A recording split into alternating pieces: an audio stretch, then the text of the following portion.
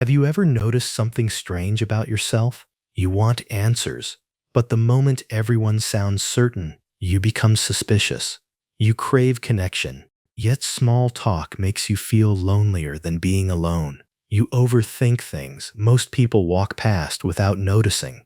And somehow, you've spent years wondering if that's intelligence or just exhaustion. Maybe neither, because some minds don't simply think more, they think differently. And that difference comes with patterns most people never talk about. Here are 7 unusual signs your brain may work differently than 99% of people. Sign 1. You stay inside questions longer than most people. Most people don't actually want truth. They want closure, fast closure, a clean answer, a label, something that removes uncertainty so the brain can relax. Psychologists call this the need for cognitive closure, and most humans score surprisingly high on it.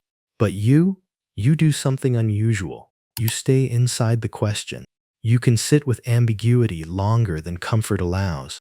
You don't immediately choose a side. You replay possibilities. You test contradictions. You quietly admit, I don't know yet. And strangely, that doesn't scare you as much as pretending certainty.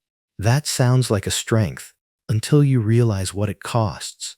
Because living without quick answers means your brain rarely gets to rest. And that's where the second sign begins. Sign 2. You notice what nobody else notices. You don't just hear words. You hear hesitation, tone shifts, micro-expressions, the forced laugh hiding stress, the confidence covering insecurity. Research on emotional intelligence and social perception shows some people process emotional signals far more intensely than average, which sounds useful until your nervous system becomes overloaded by information nobody else even registered. You walk into a room and somehow feel the tension before anyone speaks. You replay conversations for hidden meaning. You notice when someone's energy changes by 1%.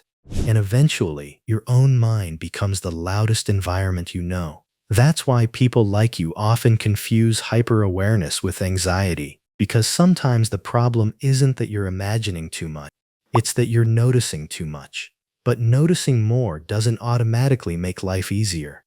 Sometimes, it makes human interaction exhausting. Sign 3. Small talk drains you faster than conflict. You can survive difficult conversations, deep conversations, even uncomfortable honesty, but shallow interaction, that drains you fast, not because you're antisocial, and not because you think you're better than people. Your brain simply craves depth over performance. There's actually research suggesting people consistently underestimate how rewarding meaningful conversations can be, yet most social environments stay trapped in scripts. Weather, work, surface-level reactions, predictable masks.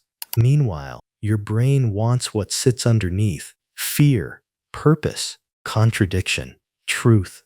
The strange part, you desperately want connection, yet avoid many opportunities for connection, because being surrounded by people while feeling mentally unseen can be more exhausting than solitude. And this leads to a quieter struggle, one most people never see. Sign 4. Your inner critic is brutally active. Ask most people how they measure success. You'll usually hear external answers: praise, recognition, status, approval. But your standards, they're internal, invisible, private, relentless. You replay mistakes nobody noticed. You chase quality nobody demanded. You criticize work people already complimented. Psychologists studying perfectionism often find something uncomfortable. High internal standards can create achievement, but they can also create chronic dissatisfaction. Because your brain rarely asks, was this good enough? It asks, could this have been better? And that question never fully runs out of fuel. The upside? You become resilient without depending completely on applause. The downside? Sometimes you become the harshest environment you live inside. But even that isn't the strangest difference, because your relationship with time itself may operate differently too. Sign 5. You think in years while others think in dopamine hits. Most people think in hours, days, quick wins, immediate rewards, fast dopamine, fast validation, fast proof. Your brain? Not always. You think in trajectories, patterns, years, maybe decades. You care about the person you're becoming, not just the mood you're feeling today. Research on delayed gratification has repeatedly linked long-term thinking with unusual behavioral outcomes. But long-term thinkers often carry a hidden frustration. From the outside, they can look slow, disconnected, behind. While everyone else is chasing visible momentum, you're quietly building something invisible. Habits, understanding, identity, and invisible progress is psychologically brutal because nobody claps for growth they cannot see. But long-term thinking creates another contradiction.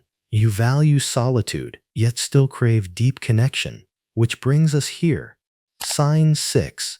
You crave solitude, yet secretly want deep connection. You don't always withdraw because you hate people. Sometimes you withdraw because constant performance becomes exhausting, because adapting yourself to every room, shrinking parts of your personality, pretending enthusiasm you don't feel, slowly burns energy. So solitude becomes recovery, not punishment.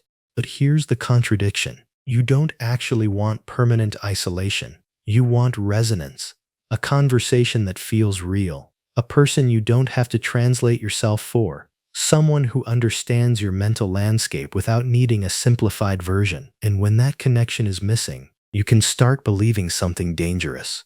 That being different means being broken. It doesn't, but your brain might still treat itself like a problem needing repair, which leads to the final sign, and maybe the most painful one.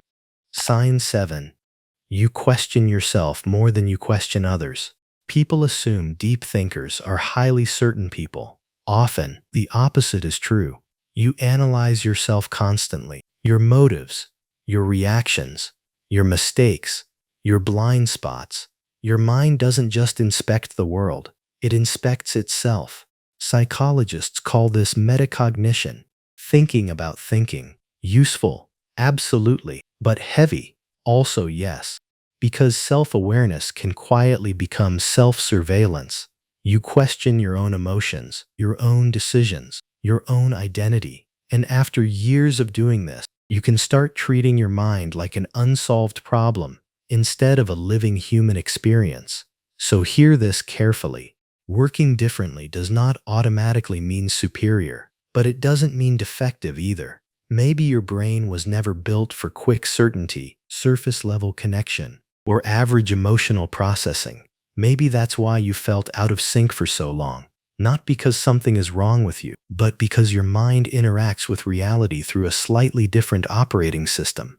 And sometimes, the people who think differently spend years trying to fix a brain that was only asking to be understood. Subscribe for more psychology-based stories, research, and human behavior insights that most people never stop to think about.